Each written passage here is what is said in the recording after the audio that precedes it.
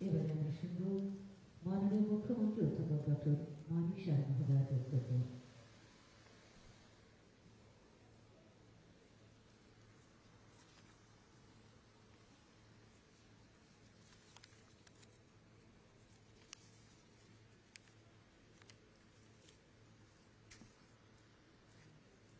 সবাইকে নমস্কার। আজকের পণ্ডিত দীনদয়াল উপাধ্যায়ের যে জন্মজয়ন্তী, সেই উপলক্ষে যে শ্রদ্ধাঞ্জলির অনুষ্ঠান আজকে এই রবীন্দ্র শতবার্ষিকী ভবনে 2 নম্বর হলে তার আয়োজন। সেই আয়োজনে আমাদের মাঝে উপস্থিত আছেন যিনি স্বাগত ভাষণ এখানে আমাদের সামনে রেখেছিলেন সেক্রেটারি আইসিএ ডিপার্টমেন্টে ডক্টর প্রদীপ কুমার চক্রবর্তী। একটু আগে এত সুন্দরভাবে এখানে আমাদের সামনে সমস্ত বিষয়ে যিনি আলোচনা রেখেছেন, অত্যন্ত সজ্জন ব্যক্তি, অত্যন্ত জ্ঞানী ব্যক্তি, যিনি ডক্টর শ্যামা প্রসাদ মুখার্জির যে রিসার্চ ফাউন্ডেশন তার চেয়ারম্যান ডক্টর অনির্বাণ গাঙ্গুলি মহোদয়। আপনাকে এখানে আসার জন্য অসংখ্য অসংখ্য ধন্যবাদ। এখানে আমাদের মাঝে উপস্থিত আছেন শ্রী সুব্রত চক্রবর্তী, ভাইস চেয়ারম্যান আমাদের state level cultural advisory committee, Shri Bimbisara Bhattacharya, director আইসিএ। তাছাড়া এখানে বিশিষ্ট ব্যক্তিবৃন্দ উপস্থিত আছেন, শিক্ষক শিক্ষিকাগণ, স্কুল কলেজের ছাত্রছাত্রীগণ এবং সাংবাদিক বন্ধুরা। সবাইকে আজকের এই পণ্ডিত দীনদয়ালজি জন্মজয়ন্তী উপলক্ষে যে শ্রদ্ধাঞ্জলি অনুষ্ঠান, সবাইকে হার্দিক অভিনন্দন ও শুভেচ্ছা জানাচ্ছি।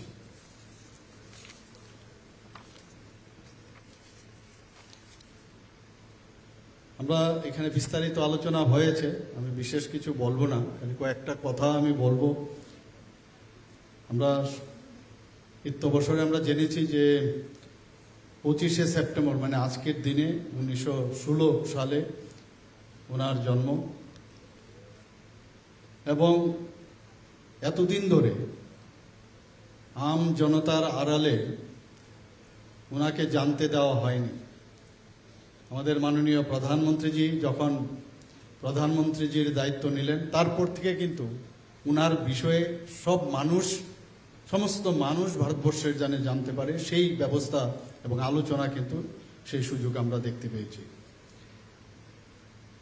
এবং উনার যে জীবন দর্শন এবং সেটা কিন্তু আজকে আমজনতার কাছে পৌঁছে গেছে, যে কারণে একটু আগে আমরা দেখলাম 3 জন স্টুডেন্ট এখানে তাদের লেখা প্রতিযোগিতায় ওনারা পুরস্কৃত হয়েছেন। আমি ওনাদেরকে কনগ্রেচুলেশন জানাতে চাই। আমাদের গাঙ্গুলিদা বলার চেষ্টা করেছেন যে তোমরা আরো বেশি করে জানো, পড়ো, কিন্তু আমি দেখলাম অলরেডি তোমরা পড়াশোনা করছো, তবেই তো এত সুন্দর এটা মানে এসে যে কম্পিটিশন হয়েছে সেটা সম্ভব হয়েছে, এবং ভালো আপনারা সবাই লিখছো। রাষ্ট্রবাদী পুরুষ এবং একাত্ম মানববাদের যিনি স্রষ্টা, উনি হচ্ছেন পণ্ডিত দীনদয়ালজি। এবং উনি সবসময় যেটা বলতেন যে আমাদের রাষ্ট্রের বা আমাদের রাজ্যের যাই আমরা ডিসিশন নেই, তার সুফল যেন প্রান্তিক ব্যক্তি পর্যন্ত পৌঁছায়, সেটা সবসময় উনি বলতেন। এবং সেই কারণেই আজকে মাননীয় প্রধানমন্ত্রী নরেন্দ্র মোদীজি এবং আমাদের ত্রিপুরা সরকারের বা অন্যান্য যে সরকার, আমাদের পার্টির যে সরকার বা নেতৃত্বাধীন যে সরকার, সব বেনিফিশিয়ারি স্কিম কিন্তু প্রান্তিক ব্যক্তিদের জন্য করা হয়, গরিব মানুষদের জন্য করা হয়। এবং সেটা একমাত্র পণ্ডিত দীনদয়ালজির যে চিন্তা ভাবনা ছিল, সেই কারণে কিছুদিন আগেও আপনারা দেখেছেন যে প্রতি ঘরে সুশাসন আমরা একটা কার্যক্রম ত্রিপুরা সরকারের তরফ থেকে করেছিলাম। প্রতিটা জায়গায় আমরা যে সুফলগুলো সেন্ট্রাল এবং আমাদের স্টেটের যে বেনিফিশিয়ারি স্কিম সেগুলো পৌঁছানোর চেষ্টা করছি, যাতে 100% তার স্যাচুরেশন আসে, সেই ব্যবস্থা আমরা করেছি। আমাদের দেশ কোন দিশায় চলবে, 17 বছর স্বাধীনতা হওয়ার পর পণ্ডিত দীনদয়ালজি বারবার চিন্তা করছিলেন, যেভাবে দেশ চলছে সেইভাবে দেশের উন্নতির কোনো স্থান উনি দেখতে পাচ্ছিলেন না। একদিকে এটাকে সোশ্যালিজমের যে চিন্তাধারা সেইভাবেই চলবে, নাকি কমিউনিজমের চিন্তাধারায় চলবে, আবার অপরদিকে ক্যাপিটালিজমের চিন্তা ভাবনায় চলবে। তো এই যে একটা অবস্থা, একটা মিশ্র যে চিন্তাধারা, সেটা প্রথম আমাদের ভারতবর্ষের যে প্রধানমন্ত্রী নেহরুজি সেই দিশায় উনি করছিলেন, যে একটা মিক্সড কনফিউশন, তাতে করে দেশের কোনো ডেভেলপমেন্ট হচ্ছিল না।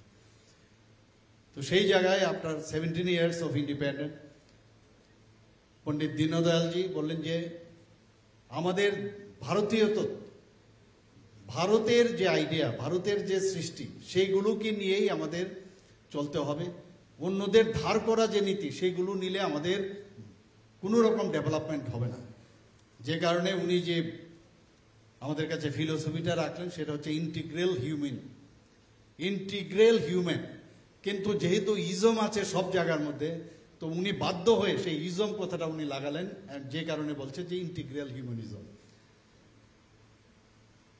অর্থাৎ আমার শরীরে, যদি আমি আমার ভাষায় বলছি, ইন্টিগ্রাল হিউম্যানিজম, একটা শরীরের যদি আমরা অঙ্গ দেখি, তার প্রতিটা পার্টসের তার যদি সেল থেকে আরম্ভ করে, তার যদি টিস্যু থেকে আরম্ভ করে, একজন আরেকজনের সাথে যদি তার সম্পর্ক না থাকে, ইন্টিগ্রেটেড না হয়, তাহলে শরীরই থাকবে না। এর জন্য বলছে যে আমরা সবাই একসাথে চলতে হবে। এখানে আমরা কমিউনিজমের কথা যদি বলি, এখানেও কনফ্লিক্ট, মালিক শ্রমিক এদের মধ্যে একটা ডিভিশন। ক্যাপিটালিজমের কথা যদি বলি, সেখানেও ডারউইনের মতবাদের কথা আমরা বলি, যে দাবিয়ে চলতে হবে। তো এই যে বিষয়, সেই জায়গায় দাঁড়িয়ে উনি বলছেন যে এইভাবে হবে না, আমরা একে অপরের হাত ধরে আমাদের চলতে হবে। প্রকৃতির মধ্যে আমাদের আছে।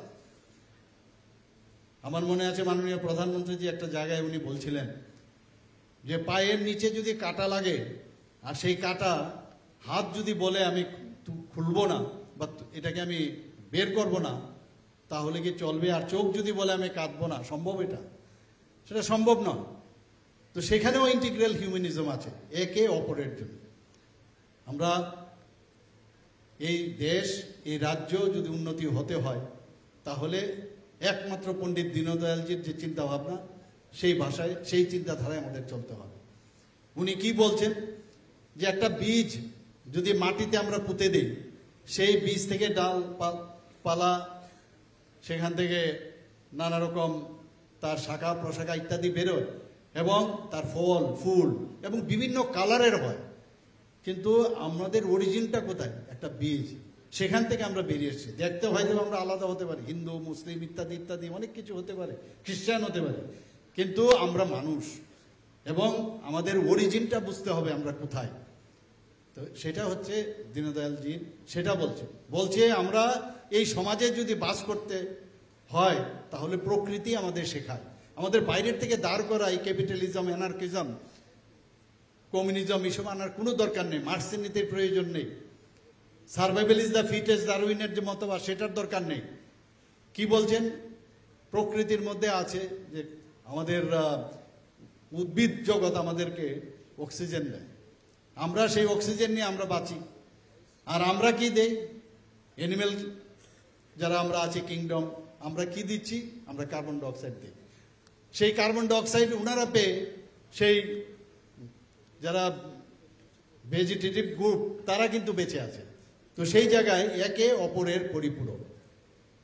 কাজে এখানে যখনই এই ধরনের গ্রিড থাকবে, কোনো রকম স্বার্থের বিষয় থাকবে, সেখানে কনফ্লিক্ট দাঁড়াবে। সবাইকে নিয়ে চলতে হবে, যে কারণে বারবার বলছে সবকা সাথ সবকা বিকাশ আর বিশ্বাস আর তার প্রয়াস। এটা কিন্তু দীনদয়ালজিরই কথা, মাননীয় প্রধানমন্ত্রীজি বারবার বলছেন যে আমাদের সমস্ত মানুষকে নিয়ে আমাদের চলতে হবে। আপনারা ভাবুন যে প্রধানমন্ত্রীজি কি বলছেন, যে আমাদের যে গত বিশ্বকর্মা, এর আগের বিশ্বকর্মা পুজোর সময় 18টা শ্রেণীর, যাদের কথা কেউ চিন্তা করতো না, সেখানে উনি বিশ্বকর্মা যোজনা একটা তৈরি করেছেন। প্রায় 13,000 কোটি টাকা তাদের জন্য উনি প্যাকেজ ঘোষণা করেছেন। তো এই হচ্ছে আমাদের পণ্ডিত দীনদয়ালজির চিন্তা ভাবনা। আমরা দেখেছি যে দীনদয়ালজি যেসব কথা আমাদের সামনে রেখেছেন, আজকে এখানে বিশদভাবে আলোচনা হয়েছে। আমরা কি হতো, আমরা যখন ইকোনমিক্যাল প্রবলেম হয়েছে তো তার সর্ট আউট করার জন্য আমরা চেষ্টা করেছি, যখন পলিটিক্যাল সমস্যা হচ্ছে তার সর্ট আউট করার চেষ্টা করেছি। কিন্তু অ্যাজ এ হোল আমরা যদি সব সমস্যার একটা নীতি নির্ধারণ না হয় তাহলে কোনোদিন সমস্যা সমাধান হবে না। এর জন্যই দীনদয়ালজি বলছেন যে ইন্টিগ্রাল হিউম্যানিজম, একাত্ম মানববাদ আমাদের জন্য প্রয়োজন। এখানে যারাই আছেন, বিশেষ করে যারা স্টুডেন্ট, তাদেরকে আমি বলবো বারবার, যেটা ডক্টর গাঙ্গুলি বলার চেষ্টা করেছেন, বারবার পড়ার এবং তার থেকে আসল যে বিষয় সেটা জানার চেষ্টা করা। আমাদের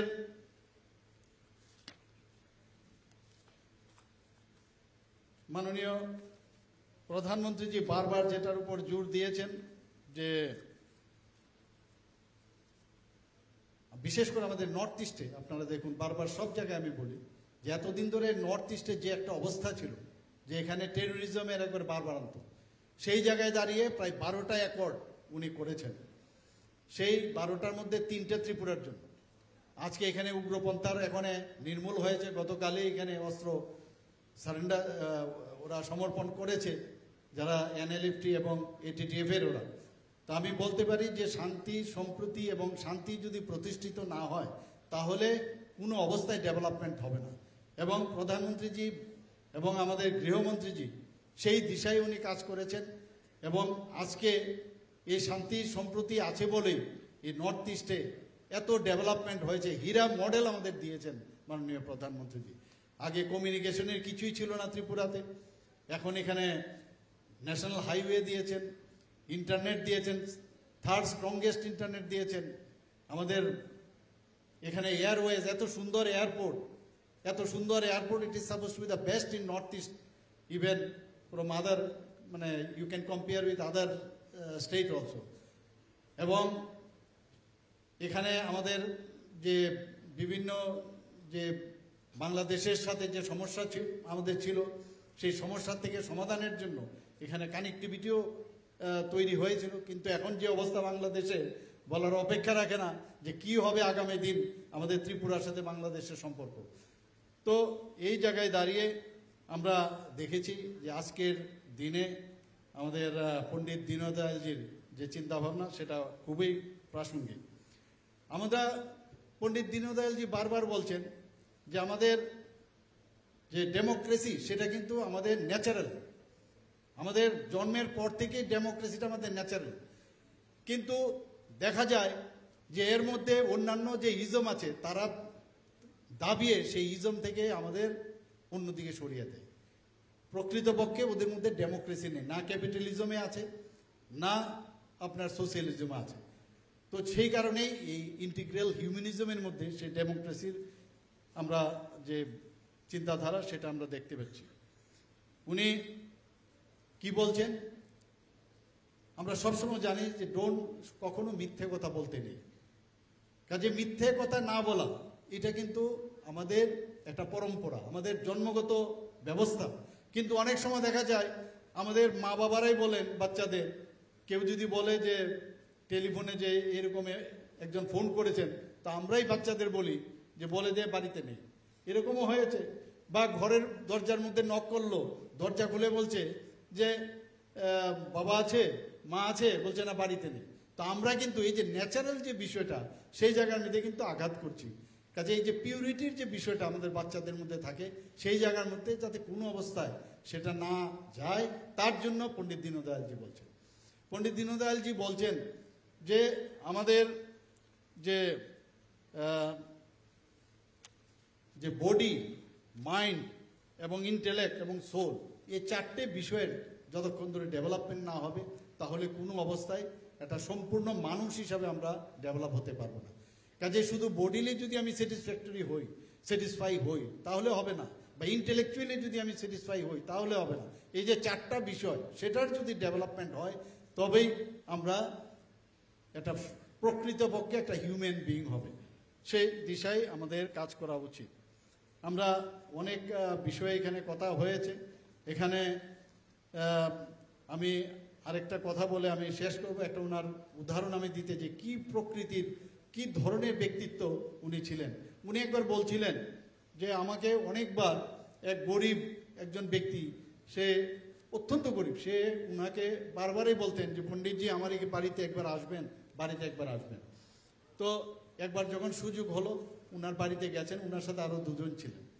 যাওয়ার পরে বলছে যে আমি চা খাবো। তো বলছে ঠিক আছে।